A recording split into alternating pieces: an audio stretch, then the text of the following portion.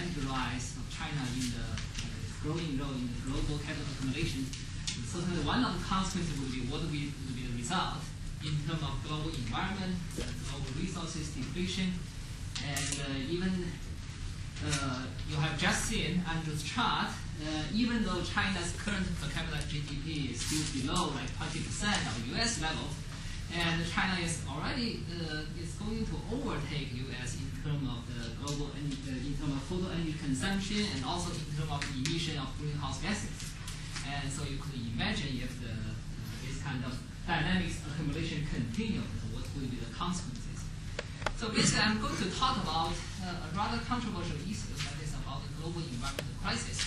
And I suppose not many people today would still dispute the existence of global environmental crisis, in the sense of if the current economic and ecological trends continue, then potentially humanity is confronted with certain catastrophic consequences, and possibly even the survival of humanity would be at stake. So that raises the question whether global environmental crisis can be resolved within the historical framework of capitalism. Now, if yes, we could be lucky. No matter what else would be the problem of capitalism, at least humanity can continue to survive.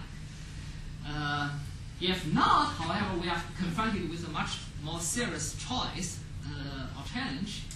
And Marx used to talk about that capitalism would create a new class in the form of industrial proletariat that would in turn become the great vigor of capitalism.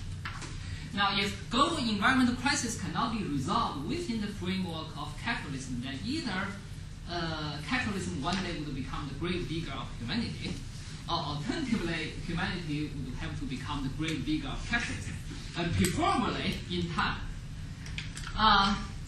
Now, there are different aspects of the global environmental crisis. One has to do with, because of human economic activities, it creates various material waste in the liquid or solid or gaseous forms. And to the extent these waste cannot be effectively absorbed by the ecological system, that would in turn lead to environmental degradation. And as I discussed this with Victor, that's the kind of environmental damage that Victor takes a lot of attention. And another aspect has to do with the depletion of resources, including both the non-renewable and the renewable resources. And so that's what I'm going to focus on today. And moreover, I'm only going to talk about a few types of resources I know a little bit better than others. And hopefully that by talking about these several types of resources, that by itself will be sufficient to establish the case. Now, in terms of energy, and of course, no human economy could work without sufficient supply of energy. Let's just take a quick look at the overall condition of global energy supply. So under the current conditions, basically about 80% of the global energy supply comes from different kinds of fossil fuels, oil, gas, coal. And in terms of non-renewable sources, about nearly 90% of global energy supply depends on non-renewable sources. Now, I will be quite brief on fossil fuels because there are two basic insurmountable problems with all forms of fossil fuels, including oil, gas, and coal. And one is that they are not renewable, and so eventually they will be depleted. And we can debate how soon they will be depleted, but eventually they will be depleted. And in the case of oil and gas, I believe they are being depleted rather soon. And the second problem is that they are major contributor to greenhouse gases and therefore major contributor to global warming. And so for either of the two reasons, it will be in the long-term interest of humanity to try to phase out fossil fuels as soon as possible. And so assuming the future world economy will have to depend on something not in the form of fossil fuels, then it has to be either nuclear energy or renewable resources.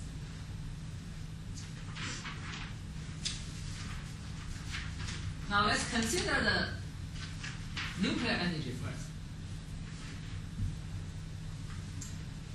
Now, if we are going to use the nuclear energy in the form of current technology, which is called Bender reactors. Oh, by the way, to write this paper, I have to struggle with my quite limited knowledge about natural science and technology, whatever. So if any of you, know better than I do, and just feel free to correct me.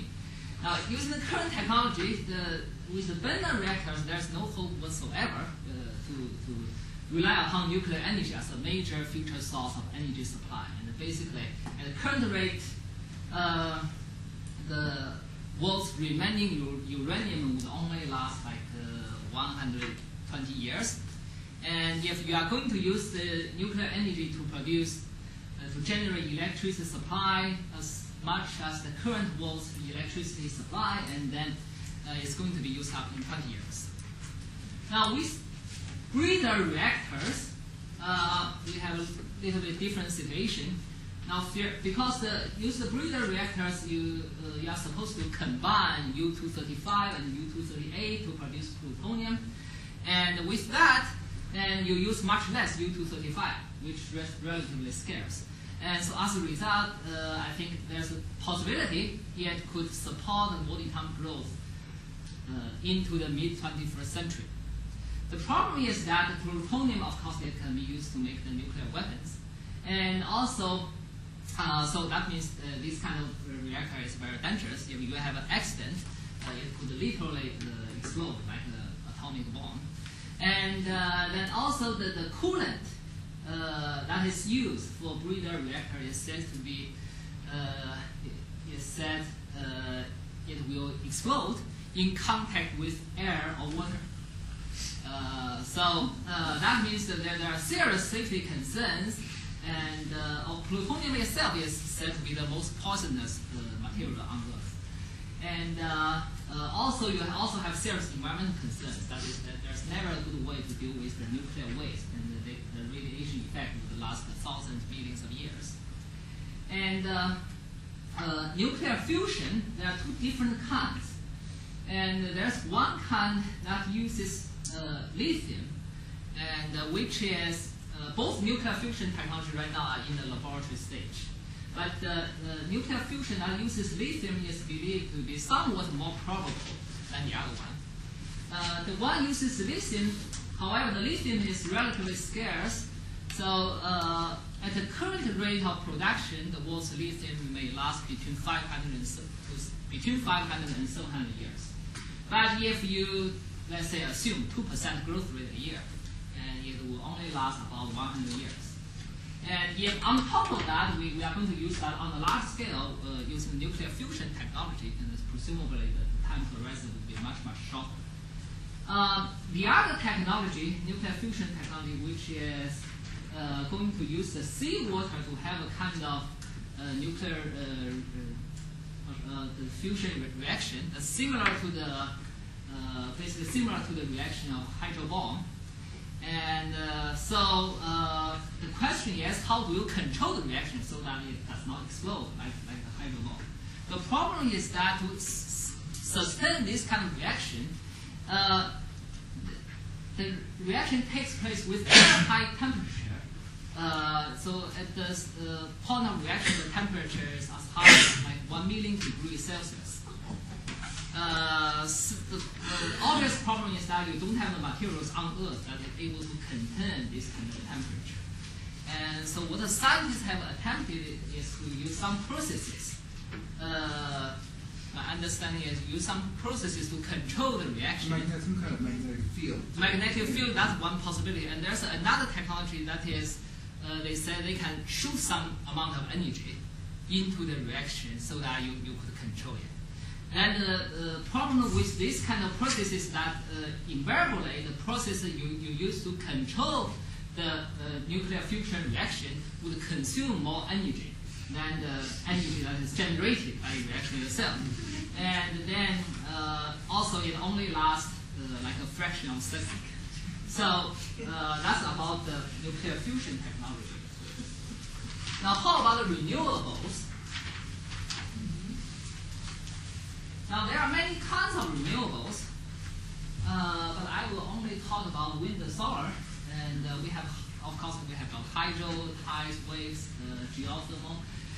But these two kinds, wind and solar, are believed to be the only two kinds that have at least a theoretical potential, let's say, to supply as much as energy as what is currently provided by the fossil fuels.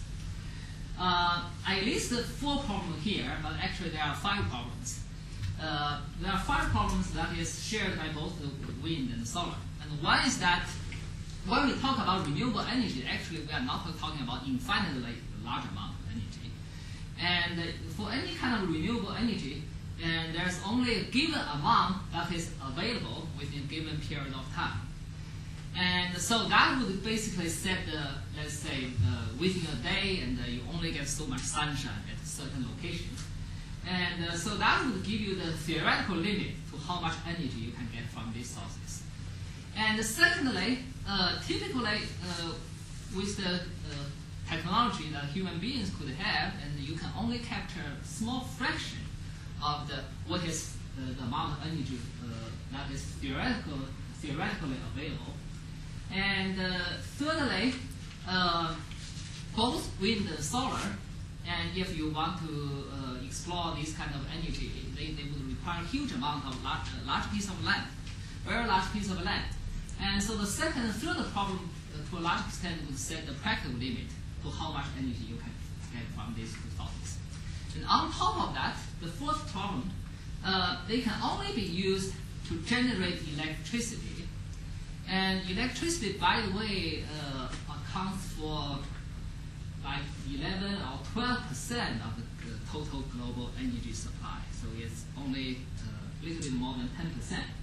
And so to use it in forms other than electricity, you have to convert it into other forms of energy. So that introduces an additional problem of conversion. And then finally, a major problem with both wind and sun is that there's a huge problem of variability.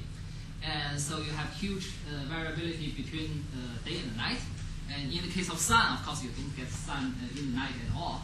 And then you have the huge variability between seasons, within season, and between years.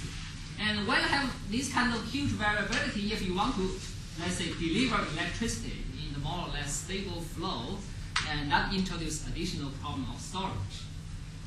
So if we want to make a, I don't want to say estimate, but let's say intelligent guess about how much energy we can get from the nuclear and the renewable resources.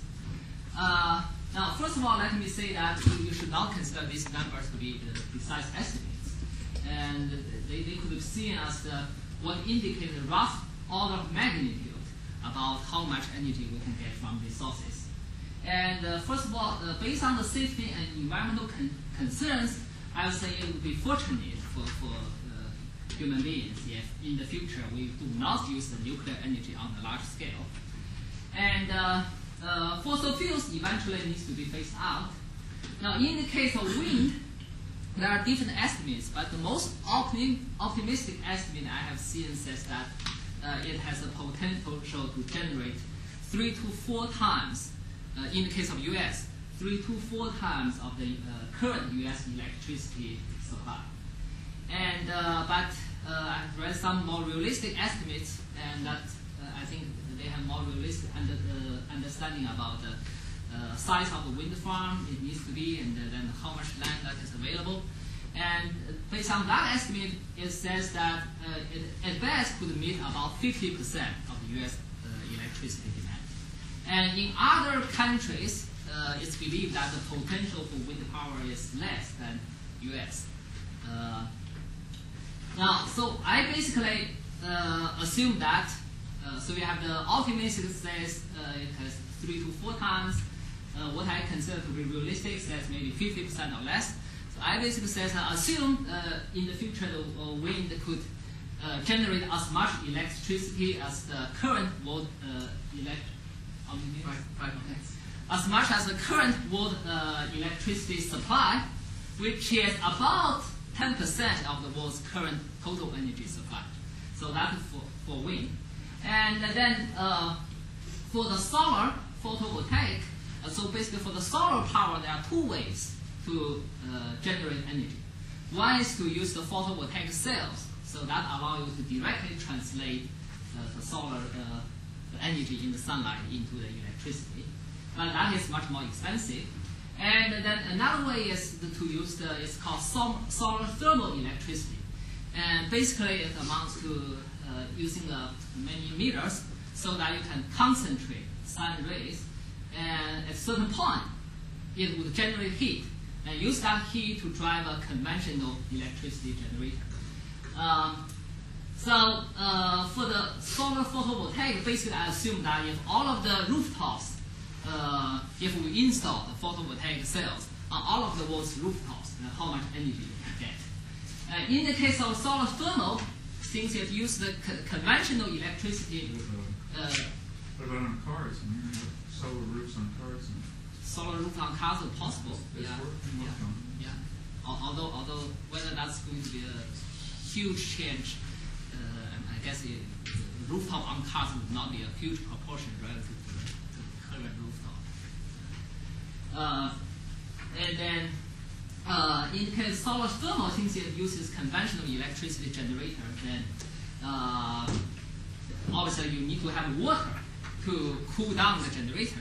But if you want to build solar thermal plants in the desert, then presumably the water would be difficult. And so together, I would say the future will have to struggle to generate from the nuclear and renewable sources just as much energy as what we have got right now. And very quickly, since I don't have much time, how about energy efficiency?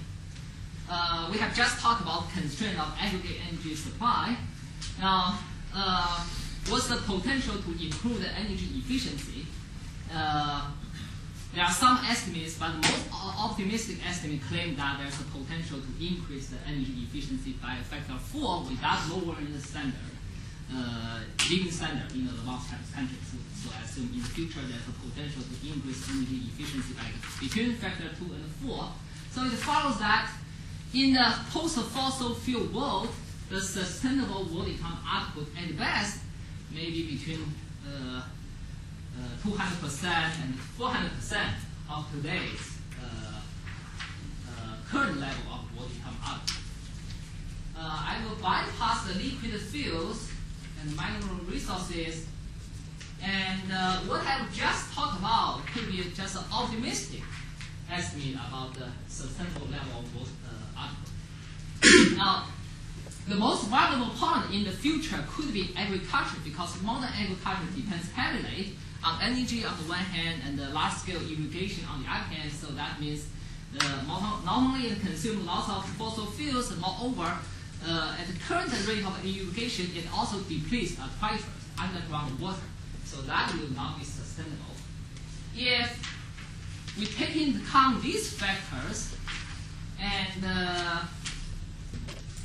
imagine what would happen to the world agriculture in the post-fossil fuel world. And then without the subsidy from the fertilizers, without subsidy of fossil fuels for agriculture equipment, transportation, the sustainable, and also without the subsidy of depleted aquifer, and then the sustainable world population could fall to maybe 2 to 3 billion. And also, if we imagine the agriculture will become much more labor intensive, much less energy intensive, that would also mean a dramatic fall of agricultural productivity. So we have to transfer labor force from non-agricultural sector back into the agricultural sector. Now, so at the pessimistic range, the sustainable world economic output could fall to maybe just a quarter of the current world economic output. Now, so what's the implication if we go back to our original question about whether the global environmental crisis can be resolved within the historical framework of capitalism? Now, capitalism is a system that is based on production for profit. And basically, you can show that through some derivation, you can show that in the long run, the profit rate depends on delta y over y, that's the growth rate, and delta k over pi, that's like the share of net investment in profit. So basically it depends on these two things.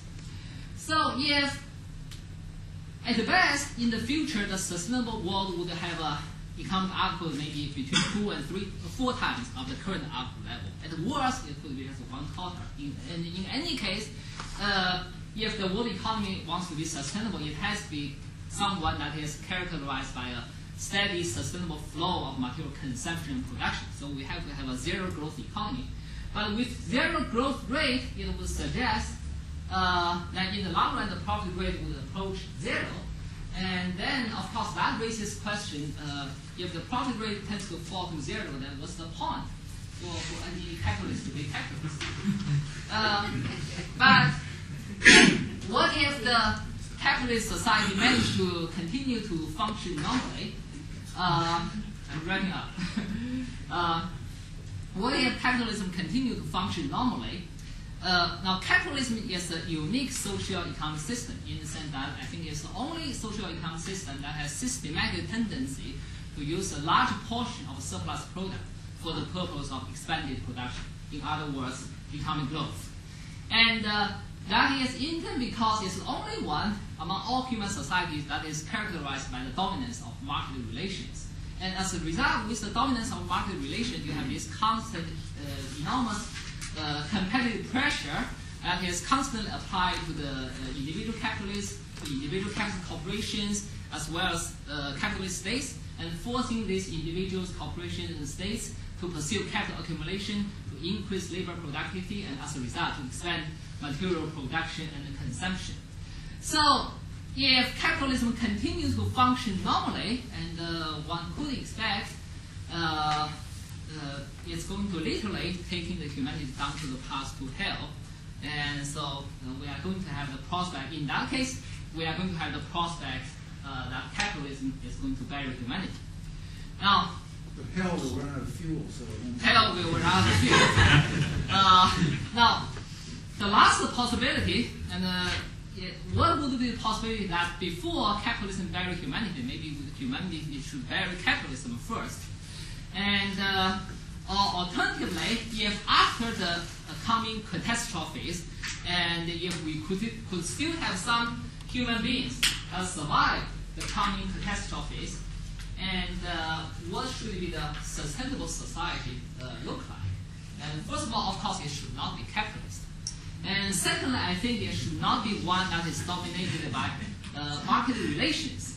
And because no matter how you call the market economy, and so long as you have the dominance of market relations, you would have all of this competitive pressure, the drive towards capital accumulation, and eventually you end up into something that is if not the same, but quite similar to capitalism. And so it has to be something that is based on production for needs or production for use.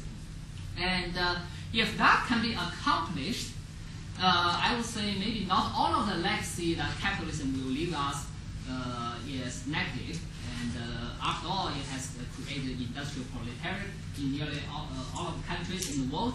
And so the collective political strength of the exploited classes in the world is arguably stronger than the previous exploited classes at comparable historical moments.